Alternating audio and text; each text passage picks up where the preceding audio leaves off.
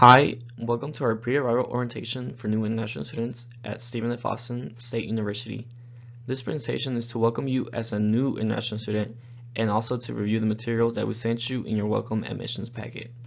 Both of those were sent to you by email, so you should have the PDFs. If you have access to those, it might be helpful to have those handy so you can review them as we go through the presentation, or you can review them later. The first thing we will do in this pre-arrival presentation is to introduce you to some of the people in the Office of International Programs. We will then review some of the documents that were sent to you and go over applying for your visa. Next, we will cover what you should do to prepare for your departure to the U.S.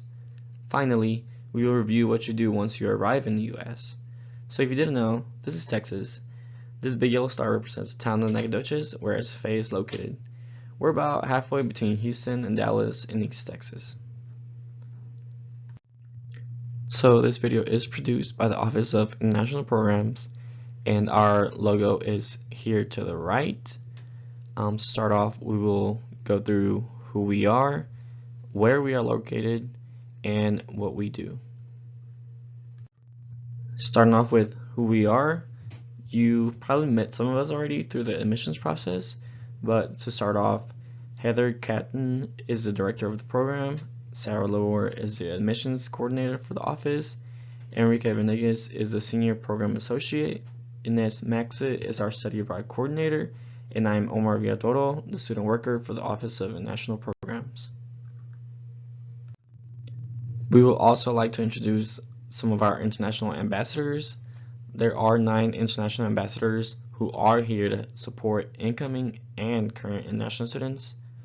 They can help with questions you may have, such as with housing, visa interviews, and general orientation information. Now onto where we are located. On the SFA campus, the International Programs Office is located in the Ralph W. Steen Library on the first floor in room 103. It's on the map that we sent to you. It's right in the middle of campus. It's very easy to find. It's near a water fountain and a large statue of a man named Stephen F. Austin, and we like to call that statue Surfing Steve. And what do we do? You already know we process applications. We send you all your paperwork for your visa. We are also your connection to the SFA campus. We know a lot about the resources you're going to need to get advised, to get registered for your classes, to get your student ID, among other things. So please start with us if you have any questions, and we will connect you to the resources that you need. Let's now take a look at the welcome packet that was emailed to you. In it, you have your acceptance letter, you have your I-20 for F1 visa students, or DS 2019 form for exchange students. You also have all your welcome to SFA documents that were sent to you in PDF, along with a visa application guide. Some students have additional documents. For example, if you need to take the TSI assessment, or if you are younger than 22, you'll need to complete your meningitis vaccination. So this is just an example of your acceptance letter. We wanted to point out a few important things. Near the top, you'll find information on your I-20 form and applying for your visa. Make sure you sign your I-20 form in blue ink. You sign in blue ink so they can tell that it's an original. You must pay the interview fee, the I-109 fee. It is also important to remember that you cannot enter the U.S. more than 30 days before your program start date. For example, if you decide you're going to come 6 weeks early, they can deny you entry. So please do not come more than 30 days before your program start date. This part mentions your SENCAT orientation. Right now we are covering your pre-arrival orientation. After you send us verification that you have a visa interview, we will send you your second online orientation. This is a series of 6 videos giving you information about your student possibilities, resources on campus, healthcare insurance, so basically a lot of important things, information. Once you arrive, we'll also have an in-person orientation on Friday, August 25th. Come to our office at 10 a.m. This is basically the fun part. We will get to know each other a little better. You will get to know other students, and then we will also hold some activities around campus and tours. Just an informal, fun orientation. Also very important is to make sure you have access to My SFA system. This is how you are going to reserve your housing, register for your classes, pay your tuition, access your campus email. So get access to My SFA as soon as you can. Also, all students, except athletes who already have insurance, will be signed up for the university health insurance, and that will be billed to your student account. This is a copy of an I-20 form. This is all the information you will need to make your appointment for your visa interview. Make sure everything is correct on the form. All of your personal information is here. Make sure all of your names are correct. Make sure your birthday is correct. Make sure what you're studying is correct. Do we have you at the right level? Maybe you're a master's student, but we've entered bachelor's, so make sure this is all correct. Then please note your program start date. This example is for a previous year, so in this example, the student could not enter the country any earlier than July 20th, 2020, no more than 30 days before the program start date. So usually the program start date is for the orientation, and you have a different date for start of classes. Then now here, this is where you sign in blue ink. You also received, as one of your PDF forms, an overview of important information to get you ready for the semester. So what are some things that you can do right now or in the next few months? If you have your airline ticket, you can reserve our airport shuttle. We have a shuttle on only one day and a required in-person orientation. Check with our office for dates, and you must reserve your place on the shuttle by August 1st. Please note it is only from Houston Bush Intercontinental Airport, otherwise known as IAH, is the only airport we pick up from. You can reserve your on-campus housing, so look at the Living at SFA handout. If you want to live off-campus, we know of a couple of Facebook pages you can join. You can also connect with our international ambassadors. You might be able to register for classes, and some students may have to do their TSI testing, which possibly can be done online, or if you are under the age of 22 and don't have your meningitis vaccination yet, you can get that done and send the completed form to us. Another suggestion we have is to get to know the website Study in the States.